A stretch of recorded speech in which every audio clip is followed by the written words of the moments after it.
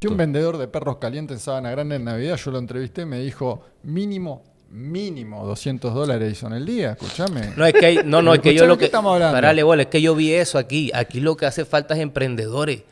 O sea, tú Totalmente. montas tu vaina. Yo Acá estoy sí que los traigo emprendedores butifarra, tienen más Pedro. chance. Pedro, ¿tú que traigo butifarra? Ajá. Butifarra de Soledad y en Petare pongo 3 puesticos de butifarra. Y el que te hace las lucas. No. Bueno, el día de hoy quisimos hacer un programa especial, un programa, digamos, de la patria grande latinoamericana, porque nos encontramos con dos jóvenes, bueno, uno ni tan joven, otro no tan joven, carente de expresión cabelluda, como es Carvajalino, y otro muchacho de Colombia, el Duda y Diego en la lucha. ¿Cómo estás, Duda? ¿Cómo estás, Diego? Bueno, muy bien y feliz de volver a ser invitado aquí a esta flamante agencia de noticias que crece cada día más. Saludos Pedro, saludos Duda. No te conocía Duda, la verdad un placer. Y como vos decís, hay que aprovechar los influencers, la gente que trabaja en las redes para desmontar este cerco mediático que aún continúa en Venezuela, pero cada vez es más débil. Así mismo, Duda, Sí, ¿cómo no, estás? un honor estar aquí en el programa, poder conocerte, que hace rato ya veníamos conversando, al compañero Diego, bacano. Y sí, empezamos a opinar sobre Venezuela porque somos conscientes que hay un proyecto continental de derecha, que Milei es un producto, Bukele es un producto de ese proyecto continental de derecha. Y si nos quedamos solamente en nuestro país, pues tampoco aportamos demasiado. Tenemos que salir y unirnos a ese proyecto continental que está en contra de la derecha. Por eso arranco yo a opinar sobre Venezuela. ¿Cómo te has sentido? ¿Cómo ha sido el recibimiento de la gente en el caso en particular? Bueno, ¿Cómo has sentido el calor de los venezolanos? El calor de los venezolanos en la realidad humana, bacanísimo. En la realidad virtual me han entrado a coñazos duros. Durísimo, pero no, bueno, esto es un país que se parece mucho a Colombia. Yo me siento como en Colombia ¿Tú te realmente. sientes como en Barranquilla aquí? Como en Barranquilla. Me dicen que si Maracaibo sí es más similar a Barranquilla. Sí. Pero no, aquí me siento como en casa. Mi mamá tiene cédula venezolana, tengo mucha familia acá.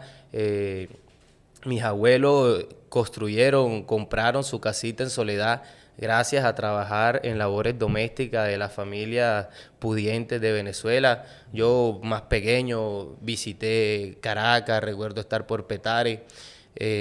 Entonces, no, me siento como en casa porque también tengo una conexión familiar con este territorio. Diego, ¿La pregunta? una respuesta. Una respuesta, bueno. ¿Qué le aconsejarías tú a Duda a propósito de Venezuela? Porque tú también empezaste, digamos, a venir acá y de repente te convertiste, digamos, no un defensor irracional, sino un defensor racional de lo que está pasando en Venezuela, con sus bajas, con sus caídas, etcétera. Exacto. En forma resumida, bueno, ahora estás en la etapa donde la economía se nota que está creciendo fuerte. Hay un montón de dificultades, la crisis está, como en toda Latinoamérica, hay que decirlo, pero se nota muchísimo la mejoría de Venezuela en la seguridad, la economía, etcétera. Yo vine desde 2016 para adelante y, entre comillas, me comí toda la crisis, pero la vi, la presencié y hice turismo igual, incluso. Por eso muchos videos se hicieron virales, porque la gente decía prácticamente que acá se están matando entre todos, Sí. que hay una guerra civil, que se están comiendo, Se como estaban dice comiendo. Pedro. Dice. Sí, no, aquí llegó un momento determinado en que la gente decía, ¿y ustedes comen? ¿Será que es la sociedad de la nieve? Sí, sí. Sí, ustedes se comen entre ustedes mismos.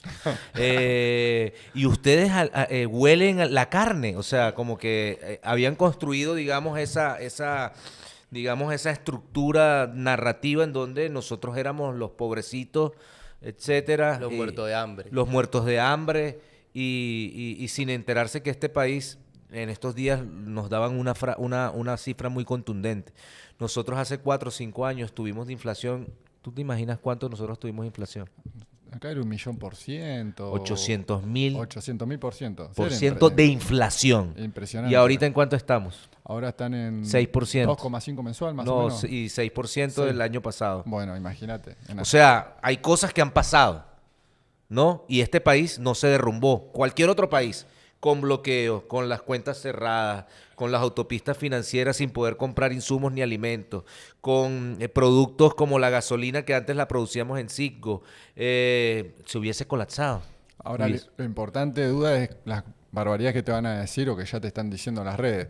Que vayas a filmar los cementerios, que vayas a filmar los barrios más pobres para decir eso es Venezuela, cuando si no existiera pobreza en el resto de Latinoamérica, una barbaridad. Cuando uno como turista puede decir, yo lo que estoy mostrando es que se puede hacer turismo perfectamente. Pero igualmente en la crisis en 2019 yo fui al hospital, fui al Valle, a San Agustín, etcétera, Capitolio, pero todos los días iba a la zona del centro, como que no podías estar porque te mataban. Bueno, todo eso se hizo en la crisis más profunda. Ahora, imagínate, ayer veníamos de Capitolio, fuimos a tomar un café, se están abriendo nuevos locales. ¿Ayer tú estuviste Sí, dónde? Ayer yo fui para el Valle, ¿no? Y arranqué como esos videos turísticos en un formato de arranqué con un formato de preguntarle a los venezolanos más o menos cómo es el costo de vida. Entonces me encontré una colombiana casualmente y yo le pregunto, ¿no? ¿Cuánto pagas en luz en Colombia? ¿Cuánto pagas en agua? ¿Cuánto pagas en gas? Y no, lo que la muchacha se gasta en el recibo del agua es el doble, el triple de lo que aquí pueden pagar. O sea, aquí no pagan absolutamente nada. Todos los venezolanos me decían, no, ahora están retomando las facturas de energía eléctrica y como mucho pagamos $3 y no se va la luz, no nos hacen racionamiento. Hay unos lugares en donde sí se puede ir la luz Pero es raro, ¿no? porque también el bloqueo no ha permitido que, por ejemplo, nosotros no podamos comprar repuestos de elementos, digamos, se me olvidó ahorita el nombre, de los dispositivos eléctricos o de las maquinarias eléctricas para poder suministrar luz. Se nos ha bloqueado inclusive la posibilidad de comprar repuestos para arreglar, digamos, ese elemento. Y nosotros por eso, bueno, no queríamos, digamos, generar las condiciones, dejamos que la gente vaya y reconozca en las realidades, se vaya a los barrios como te fuiste tú o como se ha ido él también, ¿no? A visitar diversos lugares del país. Pero ¿qué es lo cierto de la realidad, por ejemplo, colombiana, que nos dicen a veces que Colombia es como un milagro económico para algunos medios y Venezuela es como el infierno económico para otros? La gente que estaba ahí me decía, yo que voy a buscar a Colombia. Bro, yo estoy pagando en luz como $100 al mes. Y aquí están pagando que en todos los recibos $5 como mucho. Y fíjate, yo soy psicólogo y fíjate que uno de los digamos, de los mayores problemas que desencadena ansiedad y estrés y depresión en los seres humanos es no tener para pagar los recibos. Aquí por lo menos hay algo importante que me di cuenta, que están garantizadas las condiciones mínimas de subsistencia. O sea, aquí tú no te vas a morir por inanición, no te vas a morir de sed, no te vas a morir de calor. Allá, fíjate, allá en Barranquilla, Electricaribe, que ahora se llama Aire, es un completo desastre. Y estamos a 38 grados centígrados, te quitan la luz desde 6 de la mañana hasta 5 de la tarde. A más de un señor octogenario le da una vaina, se le sube la presión, le da un paro y ha pasado. Y entonces, claro, me encontré, la mayoría apoyaban al gobierno y me decían, no, yo qué voy. Es más, hubo un caso muy, muy cómico que me dio mucha risa, pero uno de los señores tenía una pimpina de agua, como este tamaño, que allá puede costar como 80,000 pesos, o sea, como $20. Uh-huh. Y el man me decía, ¿tú sabes cuánto me costó esta pimpina de agua? Menos de $1. Y allá, los pobres guajiros que vienen hediondos, que no tienen con qué bañarse, que se mueren de sed. Y después el tipo sintió que habló mal de los guajiros. No, mis hermanos guajiros, yo los quiero. Pero fue un momento en caliente y me resultó hasta gracioso, pero tiene una realidad muy importante, que es aquí los servicios, o sea, que te cubran los servicios públos, eso es importantísimo. Bueno, eso que dice Uda justamente del agua, yo ahí en la zona de Chacao, están en todos lados, en Parque Central, vas y hay unos negocios donde te filtran el agua, viene agua de manantial, te lo filtran, probé, porque uno cuando viaja siempre se cuida mucho, ¿viste? ¿Qué toma? ¿Cómo? Bueno, perfecto, no me cayó mal, sale 11 bolívares, 5 litros de agua. Que es es como 30 centavos de dólares, Imagínense, 25 centavos de dólar. Vos vas con $1, tenés 10 litros de agua o más, es muy importante. Y yo creo que para la audiencia hay que entender lo siguiente, que creo que el debate también es un problema de contrastes, porque el problema central de Venezuela, más allá de los bloqueos y todo lo que han vivido, ha habido muerte por falta de medicamentos, lo sabemos todo, pero no por culpa del gobierno, por culpa de un bloqueo que además fue admitido por los propios estadounidenses y lo dicen ya a libre voz, Sí, pero sí. como quieren. Bueno, es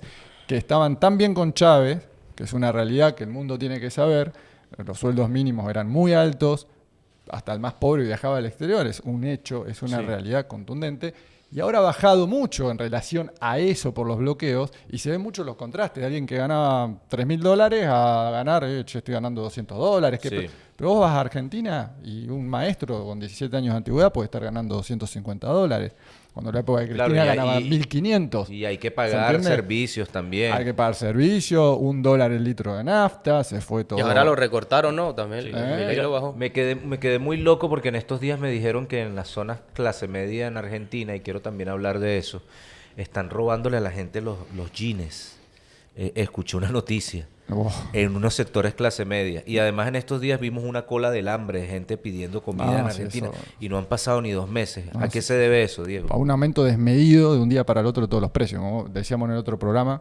Por cierto, felicitaciones. Estos espacios son fundamentales a nivel latinoamericano, estos espacios de encuentro, y muy bien que lo estén haciendo acá ustedes. Respecto a eso, se me fue de $17 a más de $40 llenar de gasolina mi vehículo. Vos imaginate que se vayan los medicamentos al 100, los medicamentos, la comida, etcétera, al 100%, que los impuestos suben, por ejemplo, gastando acá con tarjeta de crédito. Vamos a lo concreto. Voy gastando, porque uno va, 170.000 pesos en tarjeta de crédito, ¿no? Bien. Yo voy al recibo ahora, 480.000 pesos se me vino. O sea, por el impuesto país, por el impuesto del dólar turista que puso Milei, que era un tipo que está en contra de los impuestos, ¿no? Lo primero que dijo, que no va a pagar impuestos, que eso que el Estado te roba. Bueno, imagínate, yo tendría que estar pagando 170.000 pesos y se me fue a 480.000. Ahora estoy viendo la caja a ver si me alcanzan para poder pagar cuando llegue. Pero para que se den cuenta del contraste, solamente 7, 8 personas están ganando en el país con este tipo de gobierno. Por suerte la ley ómnibus se cayó, no tiene los votos necesarios Milei para hacer este desastre de volvernos al siglo XIX y se ¿Y vuelve esa a noticia de las colas del hambre, la viste en esta semana? Lo que pasa es que eso, no vi estrictamente esa noticia, pero es algo absolutamente normal, porque imagínate, si a la clase media argentina ya directamente bajó a clase baja, porque es una realidad de un día para el otro, por el aumento desmedido de todos, de los alquileres mismos, porque ahora en medio de este debate de la ley ómnibus hay un espacio de incertidumbre que hace que los empresarios hagan lo que quieran también, y con un gobierno que los avala, que está atrás abrazándose a los grandes empresarios en lugar de defender al pueblo, abrazándose a la casta. Sí. Abrazando la casta. Y lo gracioso son las reacciones que hubo de gente del gobierno de la derecha argentina con esto de la ley ómnibus que se cae para volver a tratarla en comisiones. ¿Qué consiste la ley ómnibus para que la gente no sepa? Son más de 600 artículos en una ley que fue básicamente crear, ni Milei la leyó, fue creada por los grandes empresarios de Argentina para quitar un monto, una cantidad de derechos impresionantes al pueblo, para hacer un ajuste bestial, para poder pagar las deudas que tiene el país con el FMI. ¿Cómo está la seguridad? Y quiero hablar sobre ese tema, porque mucha gente no se ha dado cuenta que aquí el tema de la seguridad aquí se ha avanzado mucho. O sea, en las calles puedes respirar un aire de tranquilidad. No estamos diciendo que no hay atracos, no estamos diciendo que no hay cosas, pero digamos, hubo una toma de algunas penitenciarías que eran como, digamos, el nicho de la inseguridad. A diferencia del señor Bukele, ¿no?, que ha mostrado la violación de los derechos humanos de las personas que están en situación en penitenciaria. Sin embargo, aquí se tomaron varios centros que se estaban convirtiendo, digamos, en un lugar por excelencia de generación de delincuencia con extorsiones, etcétera, etcétera. Pero eso redujo mucho, digamos, los niveles de inseguridad en Venezuela. ¿Cómo está la inseguridad en Barranquilla? En Barranquilla, y vamos a hablar de Colombia. También. Allá tenemos una figura llamada Francisco Barbosa, fiscal general de la Nación, que le dice el fiscal de la impunidad. Cuando el tipo arranca en la Fiscalía General de la Nación, empieza haciendo 2 promesas que tuvieron mucha resonancia en los medios, que era que él iba a luchar contra esos crímenes en contra de los líderes sociales. Ajá. Y que él no se iba a meter en política. El tipo hizo todo lo contrario. A los firmantes de los acuerdos de paz, en los casos, allá en Colombia, está pasando un poco lo que pasó con la Unión Patriótica. Eso se está repitiendo con los de la FARC, con los miembros de la FARC. O sea, están asesinando a líderes sociales. Sí, y bastante a miembros de la FARC, a firmantes. Y en la situación común de la gente, o sea, yo he visto que en Colombia se están asesinando mucho. Sí. O sea, hay muchas bandas criminales en pugna, ¿no? Sí, sí. En ese caso particular, para terminar, hay un 94% de impunidad. O sea, el tipo no le atinó a la justicia. O sea, dejó, digamos, a merced de la delincuencia a los líderes sociales. Y es el tipo más político del mundo. Entonces tenemos una fiscalía que no funciona. Y ahí empezamos mal. Porque es que el problema de Colombia ha sido la parapolítica. Entonces, venimos de unos gobiernos uribistas que le dieron espacio a los delincuentes, a las bandas criminales, a los paracos, a los narcos, para que se enquistaran en el poder. Y en Venezuela, en Colombia, hay unas BACRIMS, Que es bandas criminales. Bandas criminales súper organizadas. Y súper organizadas con experiencia del conflicto armado. Porque, imagínate, se firma el pacto de Ralito, hay un poco de paramilitares que quedan, bueno, ¿y ahora a qué me dedico? Y se dedican a antes era extorsionar, paraco. y se dedican a extorsionar comerciantes. Las BACRIM terminan siendo el paramilitarismo que migra del campo a la ciudad. Entonces hay unas bandas criminales fuertes que se están apoderando de la ciudad, de las ciudades y bueno, de todo el país. En Barranquilla, el caso particular donde yo vivo, donde es mi hermano Carvajalino, que la gente no lo sabe. Bueno, Carvajalino, te cuento que Barranquilla está hecho un caos, un desastre. Las extorsiones están disparadas. Tú no puedes tener un puestico de cualquier vaina. Tú montas una barbería, montas una panadería. Quieren extorsionar hasta a los vendedores ambulantes. O sea, les cobran un porcentaje, un impuesto. Y le cobran como un impuesto y si no, los matan. Te dan plomo. Te dan plomo. Fíjate este caso que de una amiga, de un familiar, que hace un préstamo para montar una panadería en Soledad. Se gasta, yo no sé, como 20 millones, no sé, 30 millones de pesos. No tiene ni un mes y ya la empiezan a extorsionar. Y le piden 5 millones de pesos mensual. Y la vieja, tuvo que cerrar la panadería. Ahí se podría decir entonces que Ecuador se está transformando en lo que ha sido lo que fue Colombia, o claro. Ahora Petro entiendo que quiere mejorar todo esto, pero va a ser más que difícil. Pero Ecuador se está transformando en eso, en lo que viene siendo Colombia. Sí, es un modelo de exportación. Porque para que tú, por ejemplo, tú vives en una zona como en Petare, ponle tú, y entonces tú hables una panadería, tú hables una cosa de empanadas, y entonces llegan los delincuentes y te dicen, mira, si no me pagas, tú te ganas 100,000 pesos en Colombia, bueno, me tienes que pagar 20,000 pesos de lo que tú te ganes, 30,000 pesos. Y entonces, si no lo pagas, te matan. Y es lo que está pasando en Barranquilla con mucha facilidad. Y pasa en Barranquilla que, fíjate, es que el problema aquí tenemos que darle mucho contexto y mucha historia a eso. Por eso he arrancado diciendo que los gobiernos uribistas permitieron a estas bandas criminales, digamos, fortalecerse. Entonces han permeado a las fuerzas públicas. Entonces, para hace un operativo la policía en Soledad o en Barranquilla, para meterse a una olla de droga donde hay un capo. Están planeando ese operativo y dicen, eso va para el martes y es domingo y el capo ya sabe. Entonces, cuando llega la policía ya el man se desapareció. La policía regresa, el man vuelve, monta su vaina y va a buscar para matar a los que hicieron el operativo. Entonces, claro, yo esto lo comentaba con el secretario de gobierno de Soledad y el man me decía, duda, pero es que yo me voy a calentar. O sea, yo armo un operativo aquí para meterme allá en el ferry. El man ya va a saber que voy para allá.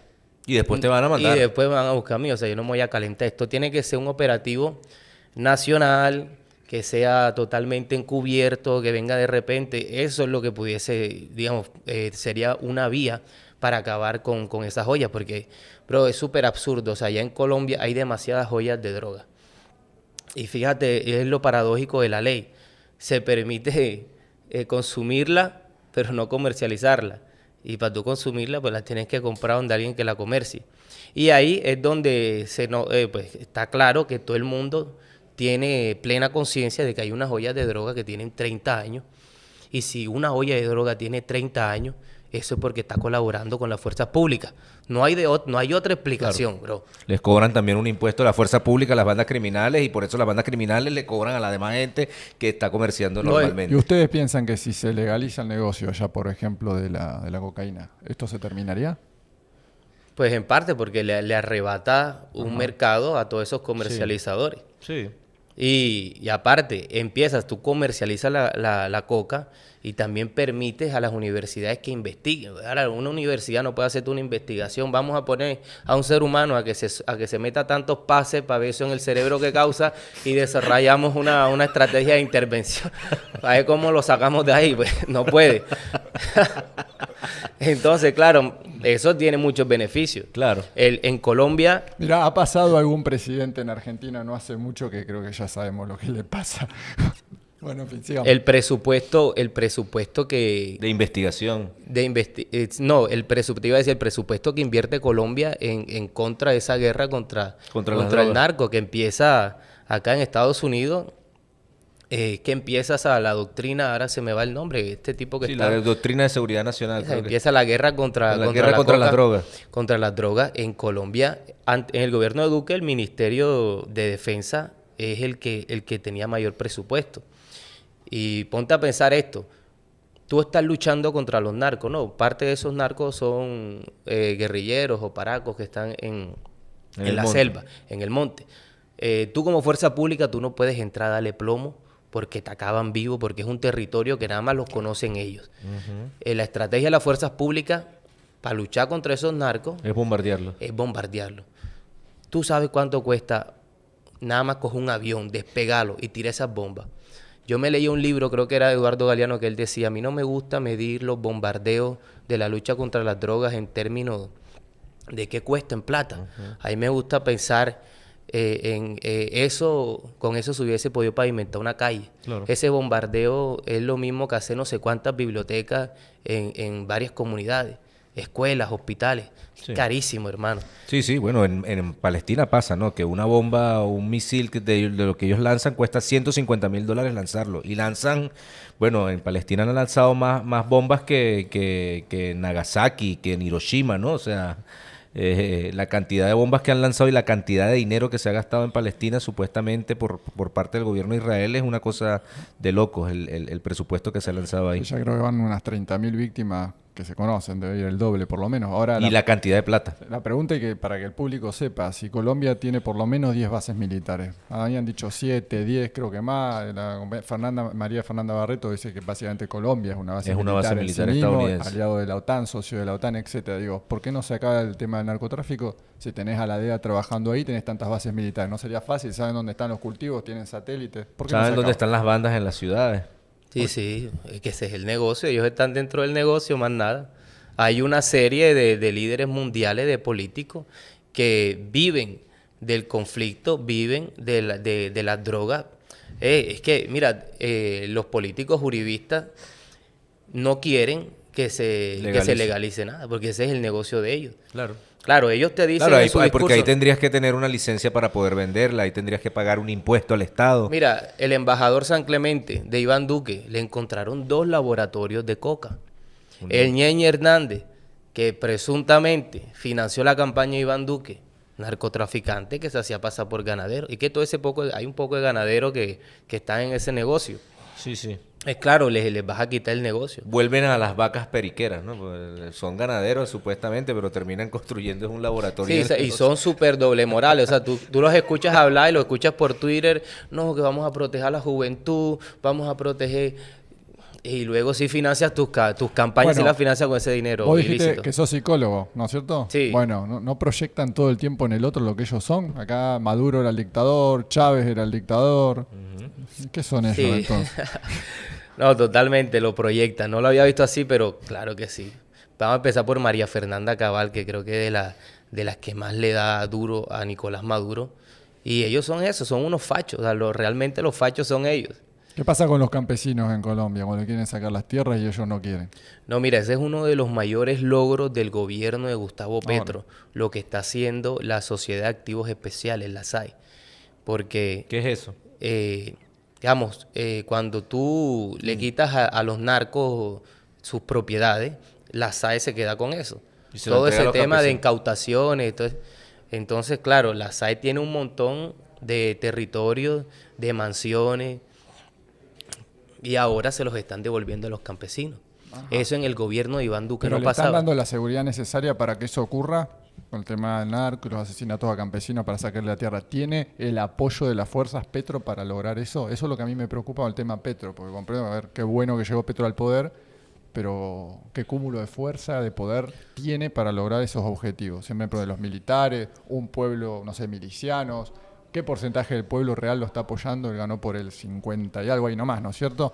Bueno, el pueblo tiene mucho más apoyo que cuando ganó, por ejemplo. ¿Cuál es la popularidad de Petro? Eso es lo que a mí me preocupa.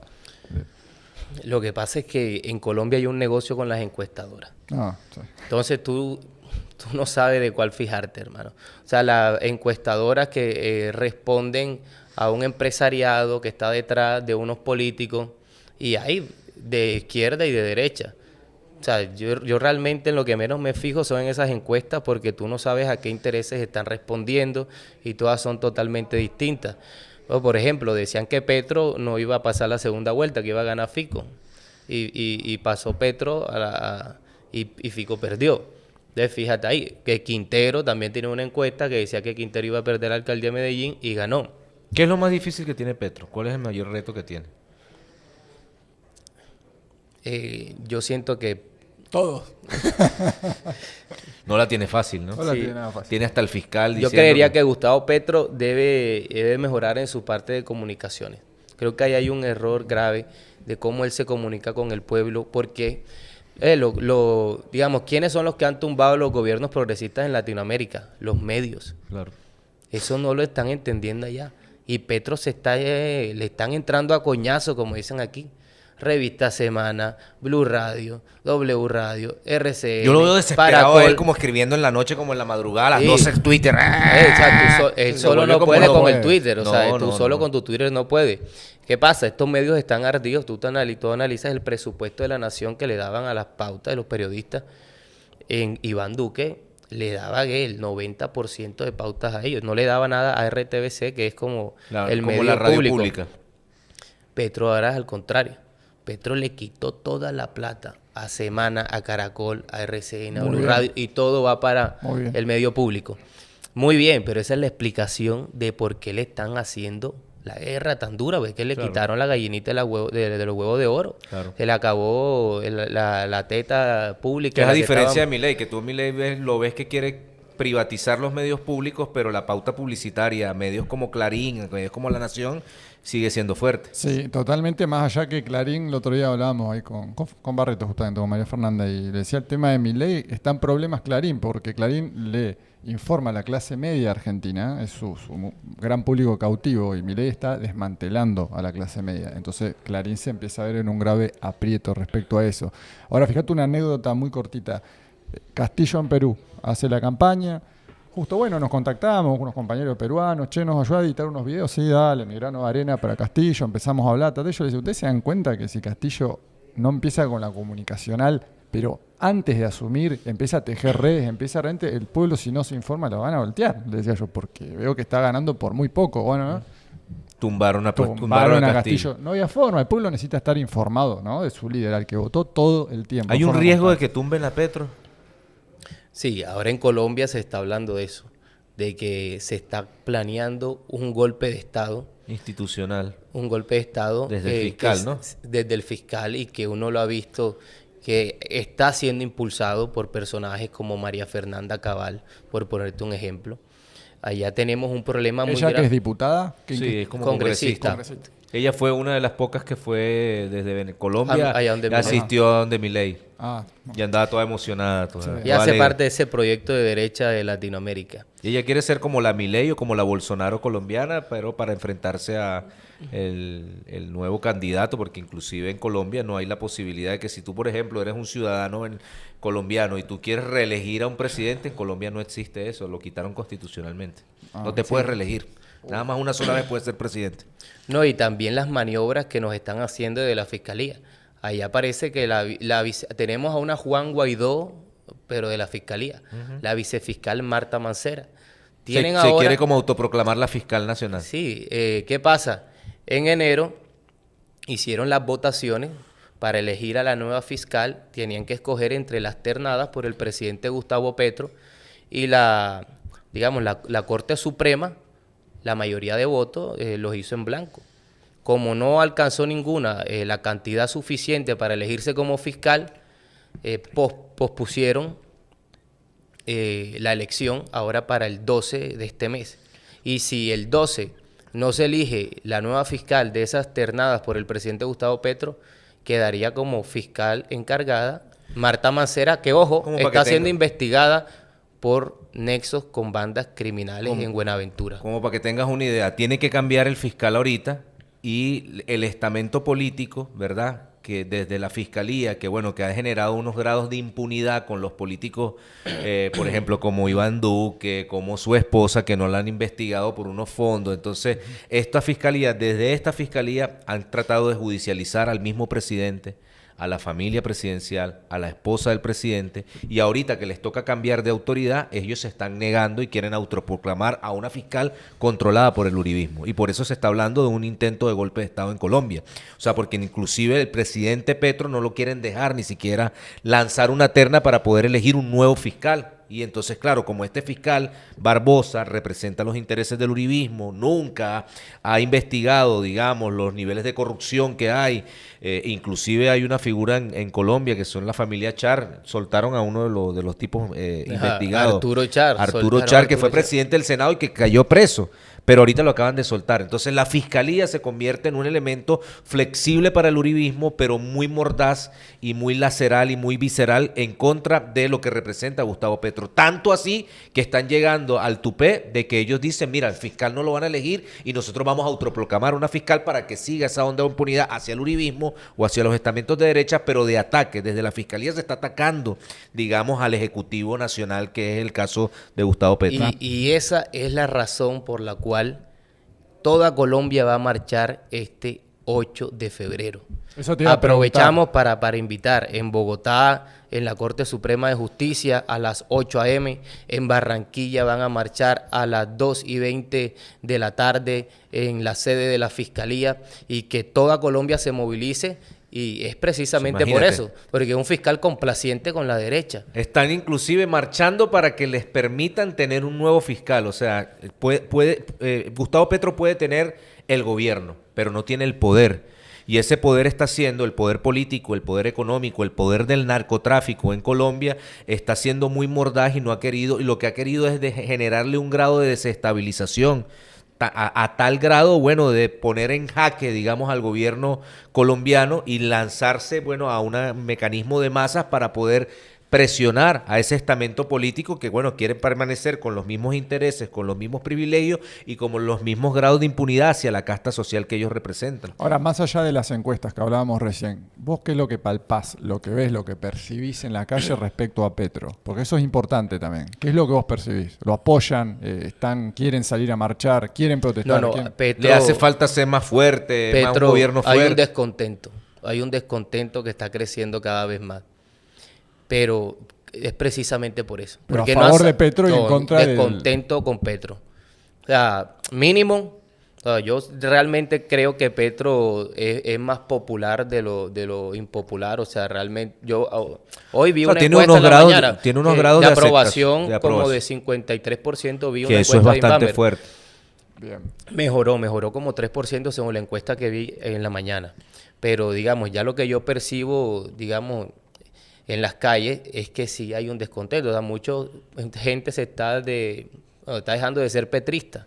Sí. Pero creo que es por el tema de las comunicaciones. Pero también hay una campaña comunicacional en contra de Petro muy mordaz. O sea, por ejemplo, Petro va a un foro, entonces, porque Petro viaja en avión, pero entonces tú ves antes a esos foros mismos iba el presidente Duque, iba la familia de Duque, entonces no había ningún problema porque los medios estaban comprados. ¿Me entiendes? Entonces con Petro no ha tenido, digamos, una luna de miel mediática, no la ha tenido. Lo que ha tenido es ataques, Voy a decir una cosa, Pedro, los únicos que informan los logros del gobierno allá y desmienten a la oposición, a la revista Semana, que es el instrumento mediático de la derecha colombiana, son los influencers. Ahora, los youtubers, chamos, o sea, jóvenes. Entonces le están dando la espalda. Son Ahora, los medios sí. alternativos y le están dando O la sea, la espalda. pregunta es, hace 5 décadas por lo menos que se estuvo afianzando el narcotráfico, el neoliberalismo bien crudo en Colombia, la privatización de todo. Para que la gente sepa, también en los centros comerciales hay niveles, ¿no es cierto? Como estamento, es decir, nivel 1, nivel 2, nivel 3, según la clase social que sos. Tengo entendido que es así, vos me vas a decir si No, sí o hasta si allá no. tampoco. Me han comentado de Colombia. Sí. Puede ser que hay, por ejemplo, un centro comercial que es para estrato 1. Ah, claro, Ah, si sí, está en el sí, barrio, sí, si sí, está, sí. dependiendo O sea, de dónde esté, claro. O sea, el Bueno, nivel de el desigualdad famoso- es el- explícito. El famoso ok. en mi barrio se llamaba el Metrocenter. ¿Todavía existe? ¿Ya en El Barranquilla? Metrocentro todavía existe. Bueno, pero la- El Metrocentro es el Buenavista, claro que es otro estrato. Allá en el Buenavista ya tú ves la gente ya... Pero el que queda otra cerca de la raza ciudadela, incluso. ¿cómo se llamaba? El Metrocenter. El Metrocentro.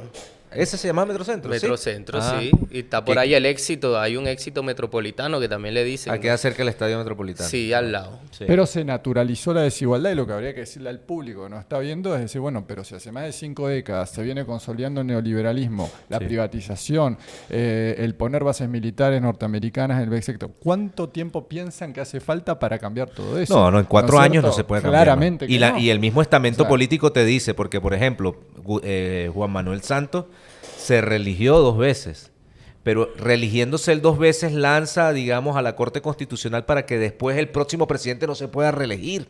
O sea, date cuenta. Ah, sí, sí, o sea, tanto lo hizo Uribe como lo hizo Santos. Y supuestamente hablan para la alternabilidad, pero no es ninguna alternabilidad. Es que ahí nada más, o sea, está pensado para que gobierne el Partido Liberal, el Partido Conservador y sus vertientes. A Gustavo Petro le toca difícil porque en 4 años no podías cambiar ni la desigualdad, aunque ha venido haciendo algunas cosas. Por ejemplo, cuéntanos un poco Pero- del subsidio que le da a los más pobres. Déjame que le quería comentar algo. Fíjate que eso también es una ilusión de la estratificación, que por eso hay una propuesta en el gobierno de acabar con los estratos.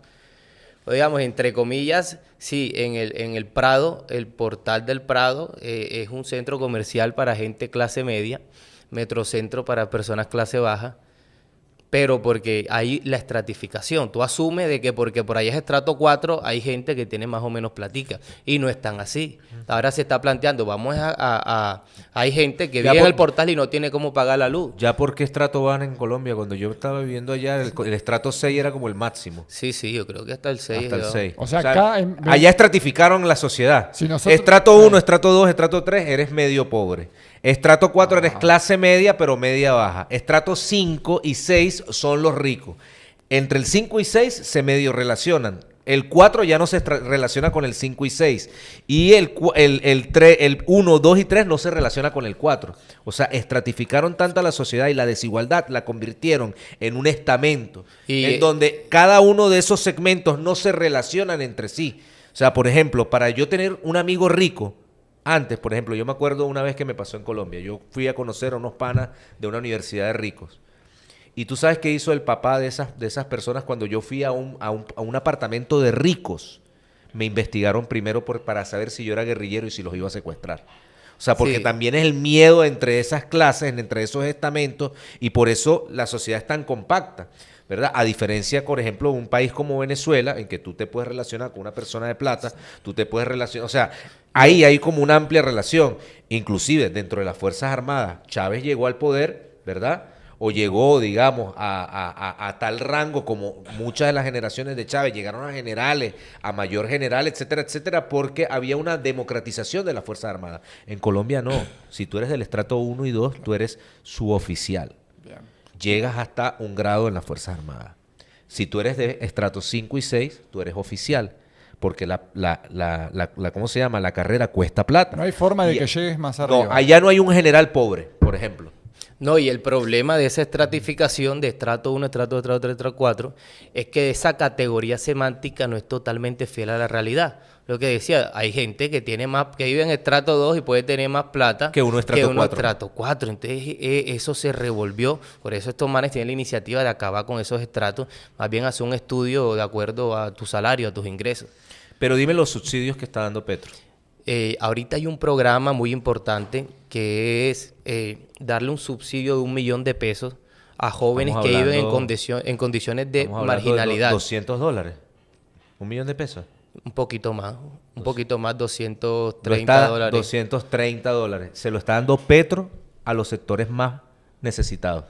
El subsidio. Y ese es el dilema que tiene Jóvenes en paz. Sí, ese es el dilema que tiene el estamento político de derecha, de que ¿por qué tú le estás dando plata? Tú lo que estás generando es una base de datos para después cuando le pidas el voto, entonces como los pobres son más, entonces a una familia que tú le das un subsidio, multiplícala por 3, entonces Para Petro que va a te tener voten. una base electoral populista. No, y eso es lo de menos. La narrativa de ellos es Petro está pagando por no matar. O sea, Imagínate. qué hijos de... Gran puta, dilo. Ah, No sé ¿Qué? si después Claro, lo claro, el censurarán, pero- subsidio, el subsidio ellos lo ven como que Petro le está pagando a los jóvenes para que no vayan a delinquir, o para que no vayan a matar a otra persona que sí tiene plata y que se ganó la plata con el esfuerzo Sí. de su trabajo. A mí me gustaría de esa gente también que opina así, que está en todos lados, ¿eh? Sí. Allá en Argentina es igual, ¿cuál es la solución de ellos siempre, no? Porque critican. Sí. Cuando estaba Uribe y las barbaridades No. que veían no criticaban. Ahora cuando viene un gobierno que ellos le llaman populista por el solo hecho de tratar de que las clases bajas traten de Sí, de que ese es el emerger. problema. Petro viaja, es un problema. Petro come, es un problema. Ok. Petro se pone unos zapatos, es un problema. La mujer de Petro baila, es un problema. Es que estos manes creen que el pobre es pobre porque quiere. Ellos tienen eso metido en la cabeza. Sí. Tú analizas los índices de movilidad social de Colombia y necesitas alrededor de 7, si vives en la pobreza extrema, necesitas alrededor de De siete 7 generaciones para salir de la de la pobreza. pobreza. Eso quiere decir que la pobreza es un destino.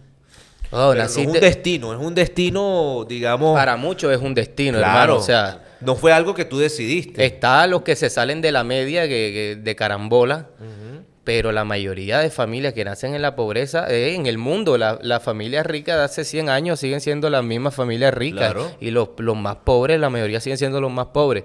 Entonces, Y ahí ese cuando subsidio- sale uno de la pobreza, viste, es que sí se puede con el esfuerzo del Claro, sí. trabajo. Y te hacen una película Te de hacen Hollywood. una película de Sí. Hollywood, Vieron que se claro. puede, ¿no? Sí se puede.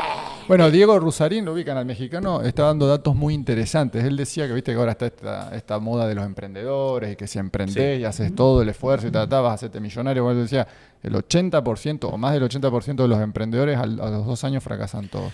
Es que Sí. lo dice Byung-Chul Han, el emprendedor es una trampa que te está colocando el sistema para supuestamente decirte que tú puedes salir de una manera milagrosa digamos, de la movilidad social, etcétera, etcétera. No, pero es que tú eres freelance y tú te autoexplotas más tiempo, hermano. O sea, trabajas 16 horas, 18 horas para supuestamente lograr unos mecanismos de estabilidad económica, pero te estás autoexplotando tú. Ya no tienes una persona que te tiene que pagar el seguro social, ya no tienes una persona que te tiene que pagar, digamos, una serie de derechos socioeconómicos, sino que tú mismo te estás infringiendo la explotación. O sea, eso es mentira que un emprendedor. Y eso es otra cosa que está pasando aquí en Venezuela. Aquí en Venezuela, por ejemplo, nunca te van a reconocer que el presidente Nicolás Maduro o que el gobierno de Nicolás Maduro generó las condiciones políticas, pragmáticas, económicas para que haya, digamos, crecimiento económico. Ellos te van a decir, no, es que gracias a los emprendedores hemos logrado esto. O gracias al empresariado privado que logró quitar las trabas y los obstáculos. No, hermano, hubo una serie de decisiones políticas, macroeconómicas, microeconómicas, como tú lo quieras denominar, para que haya esa movilidad social Claro. y para que la gente se sienta en seguridad jurídica para poder invertir en Venezuela. Y- No es que gracias a los emprendedores, también lo quiso hacer Obama con el tema de los cubanos. Cuando Obama visitó, digamos, a Cuba la primera vez, que fue con su esposa, etcétera, etcétera. Obama, ¿a dónde dirigió la cuestión o de dónde dirigió la narrativa? No, es que los emprendedores cubanos fueron los que lograron sortear el bloqueo, entonces el bloqueo es una excusa, porque mira cómo ellos sí están reverdeciendo económicamente, entonces es el gobierno el que no quiere que haya emprendedores o emprendimientos económicos que logre acabar con las ergástulas del bloqueo. No, eso es mentira, hermano. O sea, te utilizan un solo ejemplo, lo maximizan y después lo convierten como la realidad totalizante. Y No, no y, es por, así. y por eso ese subsidio no es que te llega la plata ya, es un subsidio condicionado. Tienes que hacer un trabajo comunitario, tienes que estar estudiando. Si dejas de estudiar, se te acaba el subsidio, te sacan del programa. No puedes tener antecedentes, o bueno, Penales. creo que no te puedes meter. De pronto, si tuviste, me parece que sí, pero si te metes en algún lío legal, penal, te sacan del programa Jóvenes en Paz. Entonces, eso es lo que no cuenta, no es que te paguen por no matar, no, es un subsidio con muchas condiciones que están buscando que el joven se motive a seguir estudiando, que el subsidio sea como ese reforzamiento positivo que le llaman en el conductismo de la psicología. O sea, haces esto y te voy a reforzar con algo. Decime, ¿cómo ves vos desde Colombia a Milei en Argentina? Bueno, ¿Qué fíjate, opinión te amerita Milei? Milei, yo es que ahí me parece que él está desquiciado. Ya, me parece que él tiene un problema, sí, un populista de derecha. Me recuerda mucho a Uribe, sobre todo cuando salió con la motosierra. ¿A Uribe lo hizo eso también? No, Bueno, pero no con salió la de con- verdad. Salió con la motosierra de verdad y mataron un montón de gente. Encima lo usó. No, claro. O sea, no Uribe propiamente, pero digamos de la política, esto de los falsos positivos, de todo este tema que... Sí, mataron a 6.402 chamos. Sí. Los hicieron pasar por guerrilleros. Y para decirle a la Fuerza Armada que sí estaba cumpliendo la meta, digamos, de bajas del enemigo. Y era todo mentira. Eran chamos que los vestían, te mataban un chamo en un barrio popular y después le ponían unas botas de guerrillero y decían, mira cómo va avanzando. Porque además ellos recibían 5.000 millones de dólares del gobierno de los Estados Unidos. Y tenían que mostrar resultados, digamos, óptimos en la lucha en contra de la guerrilla, La dictadura en de la los lucha en 70. contra del terrorismo, porque Sí. estas luchas son lucha contra las drogas, lucha contra el terrorismo, y ahí empiezan a pasar un montón de desastres de los países que son subyugados o sumisos a esas políticas, y para demostrar resultados, bueno, hacen cualquier Sí. barbaridad. En Colombia mataron 6.400 jóvenes para hacerlos pasar como campesinos guerrilleros. ¿Qué es lo que puede pasar con El Salvador? Fíjate, esto Sí, es es lo que mismo. allá van a salir unos escándalos de falsos positivos, ponte unos 10 años. Bueno, pero sabes que me recuerda mucho lo de Milei, el caso Petro Rodolfo, que yo sentía que, o sea, no votaban por Rodolfo, votaban en contra de Petro. Y yo creo, porque es que Argentina, de verdad, me parece a mí, mi papá, Bueno. tengo mucha familia allá, mi papá hace poco acaba de venir de Tandil. Y yo, digamos, la cultura argentina la tengo muy presente, me parecen personas supremamente cultas. Me cuesta creer que se hayan dejado engañar por este tipo Milei. Recuerda que Pero allá yo los jóvenes votan a los 16 años y la política de Milei fue a través del TikTok, de las emociones. Sí, pero yo creo, Pedro, que ellos estaban votando en contra del gobierno. Sí, No claro. por Milei, en contra. Y le hubiesen puesto una cucaracha ahí, pero votaban por esa cucaracha solo porque estaba solo por ir en contra del gobierno. Me Bueno. parece que eso pudo ahí impactar. Sí. ¿Qué crees tú? Justamente creo que ayer compartí en mi canal Telegram a un jubilado que le hacían una entrevista en Argentina y bueno, se estaba quejando porque no le alcanzaba la plata. Dice, yo lo voté, pero falta más unidad en este pueblo, no puede ser que esté pasando esto. Le hablo al presidente y vos decís, para, ¿cómo falta unidad? Acabaste de votar a un tipo que dijo que iba a hacer un feroz ajuste, está bien, mintió con el tema de la casta, perfecto, pero ya había dicho que las universidades había que privatizarlas. Tema de la medicina, un montón de cuestiones que cualquiera que tenga un poco de sentido común dice yo, esto no puedo votar por esto. El tipo dijo, no, yo lo voto igual, total a mí no me afectará. Y bueno, ahí ves como estas personas ganando 100.000 pesos nada más, $100, lo votó y no le alcanza y está desesperado. Y ahora busca unidad del pueblo. La unidad del pueblo era en el 2015, cuando votaron a Macri en contra de, porque claramente el pueblo argentino tenía una muy buena calidad de vida con cosas pendientes, ¿no? Que en 12 años no se puede tratar de mejorar 200 años de historia, de dictaduras militares, de golpes, de gobiernos oligárquicos, etcétera. Pero votaron en contra de por los medios de comunicación. Yo lo que veo es que, como decía García Linera, de que no hay, en Latinoamérica no hay victorias definitivas ni derrotas definitivas. Pero la sociedad sí está fluctuando entre qué es lo que puede pasar ahorita en Colombia. Pueden, por ejemplo, votar en contra de Petro en esta próxima elección presidencial. Pero se van a dar cuenta después de que los 4 años que van a votar en contra de Petro va a ser un peor desastre. Entonces van a desmontar los subsidios, ¿verdad? La política de asistencia social, que no es una política... Esas no son políticas de populismo como los quieran hacer llevar. Eso es para equilibrar la desigualdad que hay en este continente. Uno de los países más desiguales en el continente y en el mundo es Colombia. De los países más desiguales. Entonces, obviamente, cuando llegue una persona a poner un pañito de agua tibia, pues lo van a atacar y lo van a llevar al paredón de fusilamiento como es el que se encuentra Petro. ¿Tiene sucesor Petro? No se sabe todavía, no se ha definido. Grave. No se ha definido y la derecha ya tiene una cabal, ya tiene a varios en lista para poder lanzarse en contra de Gustavo Petro. Digamos que hay una persona que podría ser... hay un paralelismo con Gustavo Petro, que es con Carlos Caicedo, ex gobernador del Magdalena. Sí. Ese, digamos, muchas personas lo ven como un futuro... El tipo es presidenciable y ya más o menos lo ha dicho. Él es el líder de Fuerza Ciudadana, que es el otro gran partido realmente progresista en Colombia. Y bueno, él podría ser. El problema es que entre ellos hay una lucha de ego, no sé, parece que no se la llevan muy bien.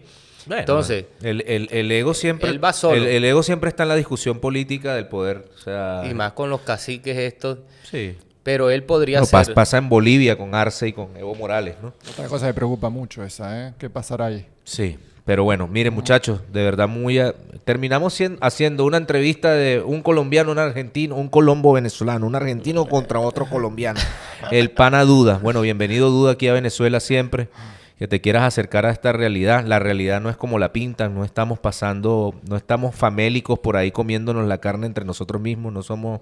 Ninguno es arrastrado. La sociedad de la nieve, como tú decías. Pero bueno, sí estamos pasando por dificultades que esperamos en algún momento. Pero si un vendedor de perros calientes en Sabana Grande en Navidad, yo lo entrevisté, me dijo mínimo $200 hizo en el día, escúchame. No, es que, es que yo lo que... estamos hablando? Parale, bola, es que yo vi eso aquí. Aquí lo que hace falta es emprendedores. O sea, tú Totalmente. montas tu vaina. Yo Acá estoy sí que los traigo emprendedores butifarra, tienen más Pedro. chance. Pedro, ¿tú que traigo butifarra? Ajá. Butifarra de Soledad y en Petare pongo 3 puesticos de butifarra. Y el que te hacen las lucas. No, ya me estoy dando cuenta que ese es el negocio acá. Acá hay que emprender. Dale, vamos a hacer algo juntos, vamos a Sabana Grande. Dale. Montemos un carrito de perro nosotros. La duda argentina que se llame, la duda argentina y venezolana. Bueno, muchísimas gracias por este programa, por este acercamiento con la realidad, desde la realidad argentina, desde la realidad colombiana, desde la realidad venezolana. Vamos viendo que hay, digamos, hitos narrativos que nos acercan más que nos alejan.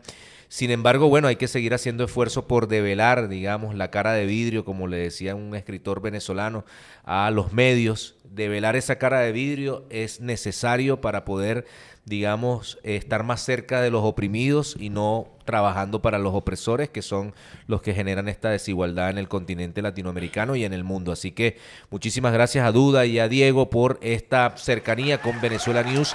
Ya saben que siempre estarán comunicados con nosotros a través de nuestra plataforma Venezuela News, la verdad de Venezuela. Así que hasta una próxima oportunidad.